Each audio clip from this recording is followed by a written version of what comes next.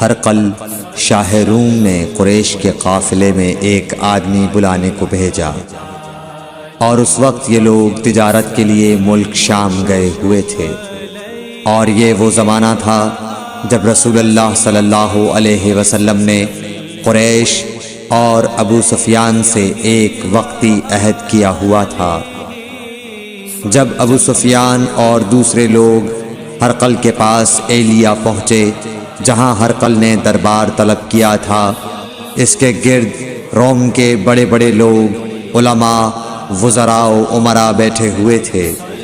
ہرقل نے ان کو اور اپنے ترجمان کو بلوایا، پھر ان سے پوچھا کہ تم میں سے کون شخص مدعی رسالت کا زیادہ قریبی عزیز ہے؟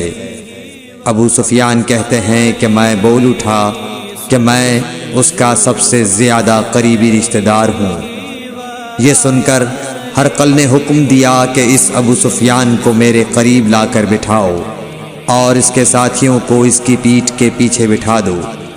پھر اپنے ترجمان سے کہا کہ ان لوگوں سے کہہ دو کہ میں ابو سفیان سے اس شخص یعنی محمد صلی اللہ علیہ وسلم کے حالات پوچھتا ہوں، اگر یہ مجھ سے کسی بات میں جھوٹ بول دے تو تم اس کا جھوٹ ظاہر کر دینا۔ ابو سفیان کا قول ہے کہ خدا کی قسم اگر مجھے یہ غیرت نہ آتی کہ یہ لوگ مجھ کو جھٹلائیں گے تو میں آپ صلی اللہ علیہ وسلم کی نسبت ضرور غلط گوئی سے کام لیتا۔ خیر، پہلی بات جو ہرقل نے مجھ سے پوچھی وہ یہ کہ اس شخص کا خاندان تم لوگوں میں کیسا ہے؟ میں نے کہا وہ تو بڑے اونچے عالی نسب والے ہیں۔ کہنے لگا اس سے پہلے بھی کسی نے تم لوگوں میں ایسی بات کہی تھی؟ میں نے کہا نہیں۔ کہنے لگا اچھا اس کے بڑوں میں کوئی بادشاہ ہوا ہے؟ میں نے کہا نہیں۔ پھر اس نے کہا بڑے لوگوں نے اس کی پیروی اختیار کی ہے یا کمزوروں نے؟ میں نے کہا نہیں، کمزوروں نے۔ پھر کہنے لگا اس کے تابعدار روز بڑھتے جاتے ہیں یا کوئی ساتھی پھر بھی جاتا ہے؟ میں نے کہا نہیں۔ کہنے لگا کیا اپنے اس دعوی نبوت سے پہلے کبھی کسی بھی موقع پر اس نے جھوٹ بولا ہے؟ میں نے کہا نہیں، اور اب ہماری اس سے صلح کی ایک مقررہ مدت ٹھہری ہوئی ہے، معلوم نہیں وہ اس میں کیا کرنے والا ہے۔ ابو سفیان کہتے ہیں میں اس بات کے سوا اور کوئی جھوٹ اس گفتگو میں شامل نہ کر سکا۔ ہرقل نے کہا کیا تمہاری اس سے کبھی لڑائی بھی ہوئی ہے؟ ہم نے کہا کہ ہاں۔ بولا پھر تمہاری اور اس کی جنگ کا کیا حال ہوتا ہے؟ میں نے کہا لڑائی ڈول کی طرح ہے، کبھی وہ ہم سے میدان جنگ جیت لیتے ہیں اور کبھی ہم ان سے جیت لیتے ہیں۔ ہرقل نے پوچھا وہ تمہیں کس بات کا حکم دیتا ہے؟ میں نے کہا وہ کہتا ہے کہ صرف ایک اللہ ہی کی عبادت کرو، اس کا کسی کو شریک نہ بناؤ، اور اپنے باپ دادا کی شرک کی باتیں چھوڑ دو، اور ہمیں نماز پڑھنے، سچ بولنے، پرہیزگاری اور صلہ رحمی کا حکم دیتا ہے۔ یہ سب سن کر پھر ہرقل نے اپنے ترجمان سے کہا کہ ابو سفیان سے کہہ دے کہ میں نے تم سے اس کا نسب پوچھا تو تم نے کہا کہ وہ ہم سے عالی نسب ہے، اور پیغمبر اپنی قوم میں عالی نسب ہی بھیجے جایا کرتے ہیں۔ میں نے تم سے پوچھا کہ دعوی نبوت کی یہ بات تمہارے اندر اس سے پہلے کسی اور نے بھی کہی تھی؟ تو تم نے جواب دیا کہ نہیں۔ تب میں نے اپنے دل میں کہا کہ اگر یہ بات اس سے پہلے کسی اور نے کہی ہوتی تو میں سمجھتا کہ اس شخص نے بھی اسی بات کی تقلید کی ہے جو پہلے کہی جا چکی ہے۔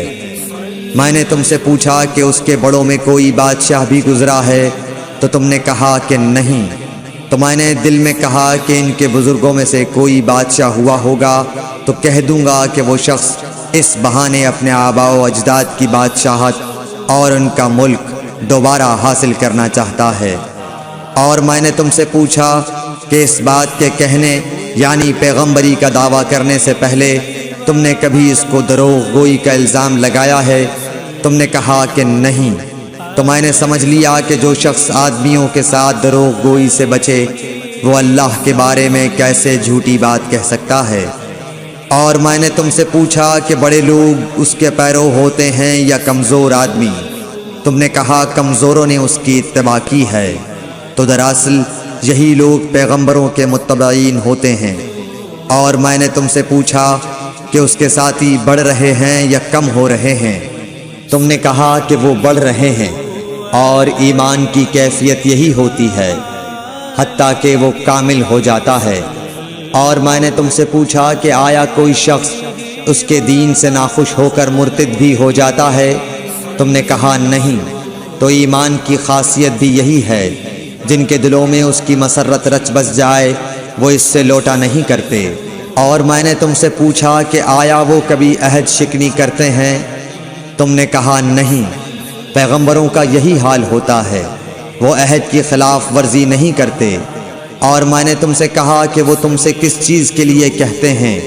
تم نے کہا کہ وہ ہمیں حکم دیتے ہیں کہ اللہ کی عبادت کرو، اس کے ساتھ کسی کو شریک نہ ٹھہراؤ، اور تمہیں بتوں کی پرستش سے روکتے ہیں، سچ بولنے اور پرہیزگاری کا حکم دیتے ہیں۔ لہٰذا اگر یہ باتیں جو تم کہہ رہے ہو سچ ہیں تو ان قریب وہ اس جگہ کا مالک ہو جائے گا کہ جہاں میرے یہ دونوں پاؤں ہیں۔ مجھے معلوم تھا کہ وہ پیغمبر آنے والا ہے، مگر مجھے یہ معلوم نہیں تھا کہ وہ تمہارے اندر ہوگا۔ اگر میں جانتا کہ اس تک پہنچ سکوں گا تو اس سے ملنے کے لیے ہر تکلیف گوارا کرتا۔ اگر میں اس کے پاس ہوتا تو اس کے پاؤں دھوتا۔ ہرقل نے رسول اللہ صلی اللہ علیہ وسلم کا وہ خط منگایا جو آپ نے وحیہ کلبی رضی اللہ تعالیٰ عنہ کے ذریعے حاکم بصرہ کے پاس بھیجا تھا، اور اس نے وہ ہرقل کے پاس بھیج دیا تھا۔ پھر اس کو پڑھا تو اس میں لکھا تھا، اللہ کے نام کے ساتھ جو نہایت مہربان اور رحم والا ہے۔ اللہ کے بندے اور اس کے پیغمبر محمد صلی اللہ علیہ وسلم کی طرف سے یہ خط ہے شاہ روم کے لیے۔ اس شخص پر سلام ہو جو ہدایت کی پیروی کرے۔ اس کے بعد میں آپ کے سامنے دعوت اسلام پیش کرتا ہوں۔ اگر آپ اسلام لے آئیں گے تو دین و دنیا میں سلامتی نصیب ہوگی، اللہ آپ کو دوہرا ثواب دے گا۔ اور اگر آپ میری دعوت سے روگردانی کریں گے تو آپ کی رعایا کا گناہ بھی آپ ہی پر ہوگا۔ اور اے اہل کتاب، ایک ایسی بات پر آ جاؤ جو ہمارے اور تمہارے درمیان یکساں ہے، وہ یہ کہ ہم اللہ کے سوا کسی کی عبادت نہ کریں اور کسی کو اس کا شریک نہ ٹھہرائیں، اور نہ ہم میں سے کوئی کسی کو خدا کے سوا اپنا رب بنائے۔ پھر اگر وہ اہل کتاب اس کتاب سے منہ پھیر لیں تو مسلمانوں، تم ان سے کہہ دو کہ تم مانو یا نہ مانو، ہم ایک خدا کے اطاعت گزار ہیں۔ ابو سفیان کہتے ہیں، جب ہرقل نے جو کچھ کہنا تھا کہہ دیا اور خط پڑھ کر فارغ ہوا تو اس کے ارد گرد بہت شور و غوغا ہوا، بہت سی آوازیں اٹھیں اور ہمیں باہر نکال دیا گیا۔ تب میں نے اپنے ساتھیوں سے کہا کہ ابو کبشہ کے بیٹے حضرت صلی اللہ علیہ وسلم کا معاملہ تو بہت بڑھ گیا، دیکھو تو اس سے بنی اصفر روم کا بادشاہ بھی ڈرتا ہے۔ مجھے اس وقت سے اس بات کا یقین ہو گیا کہ حضور صلی اللہ علیہ وسلم ان قریب غالب ہو کر رہیں گے، حتیٰ کہ اللہ نے مجھے مسلمان کر دیا۔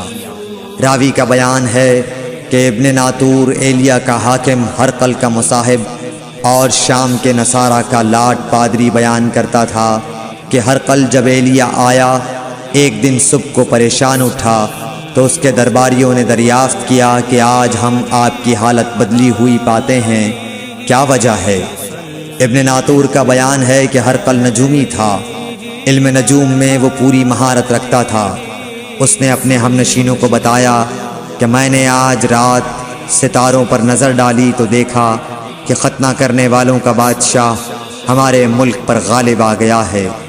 بھلا اس زمانے میں کون لوگ ختنہ کرتے ہیں؟ انہوں نے کہا کہ یہود کے سوا کوئی ختنہ نہیں کرتا، سو ان کی وجہ سے پریشان نہ ہوں۔ سلطنت کے تمام شہروں میں یہ حکم لکھ بھیجیے کہ وہاں جتنے یہودی ہوں سب قتل کر دیے جائیں۔ وہ لوگ انہی باتوں میں مشغول تھے کہ ہرقل کے پاس ایک آدمی لایا گیا جسے شاہ غسان نے بھیجا تھا۔ اس نے رسول اللہ صلی اللہ علیہ وسلم کے حالات بیان کیے۔ جب ہرقل نے سارے حالات سن لیے تو کہا کہ جا کر دیکھو وہ ختنہ کیے ہوئے ہے یا نہیں۔ انہوں نے اسے دیکھا تو بتلایا کہ وہ ختنہ کیا ہوا ہے۔ ہرقل نے جب اس شخص سے عرب کے بارے میں پوچھا تو اس نے بتلایا کہ وہ ختنہ کرتے ہیں۔ تب ہرقل نے کہا کہ یہی محمد صلی اللہ علیہ وسلم اس امت کے بادشاہ ہیں جو پیدا ہو چکے ہیں۔ پھر اس نے اپنے ایک دوست کو رومیہ خط لکھا اور وہ بھی علم نجوم میں ہرقل کی طرح ماہر تھا۔ پھر وہاں سے ہرقل حمص چلا گیا۔ ابھی حمص سے نکلا نہیں تھا کہ اس کے دوست کا خط اس کے جواب میں آ گیا۔ اس کی رائے بھی حضور صلی اللہ علیہ وسلم کے ظہور کے بارے میں ہرقل کے موافق تھی کہ محمد صلی اللہ علیہ وسلم واقعی پیغمبر ہیں۔ اس کے بعد ہرقل نے روم کے بڑے آدمیوں کو اپنے حمص کے محل میں طلب کیا اور اس کے حکم سے محل کے دروازے بند کر لیے گئے۔ پھر وہ اپنے خاص محل سے باہر آیا اور کہا، اے روم والو، کیا ہدایت اور کامیابی میں کچھ حصہ تمہارے لیے بھی ہے؟ اگر تم اپنی سلطنت کی بقا چاہتے ہو تو پھر اس نبی صلی اللہ علیہ وسلم کی بیعت کر لو اور مسلمان ہو جاؤ۔ یہ سننا تھا کہ پھر لوگ وحشی گدھوں کی طرح دروازوں کی طرف دوڑے مگر انہیں بند پایا۔ آخر جب ہرقل نے اس بات سے ان کی یہ نفرت دیکھی اور ان کے ایمان لانے سے مایوس ہو گیا تو کہنے لگا کہ ان لوگوں کو میرے پاس لاؤ۔ جب وہ دوبارہ آئے تو اس نے کہا، میں نے جو بات کہی تھی اس سے تمہاری دینی پختگی کی آزمائش مقصود تھی، سو وہ میں نے دیکھ لی۔ تب یہ بات سن کر وہ سب کے سب اس کے سامنے سجدے میں گر پڑے اور اس سے خوش ہو گئے۔ بالآخر ہرقل کی آخری حالت یہی رہی۔ صحیح بخاری حدیث نمبر 7۔ صلوا علیہ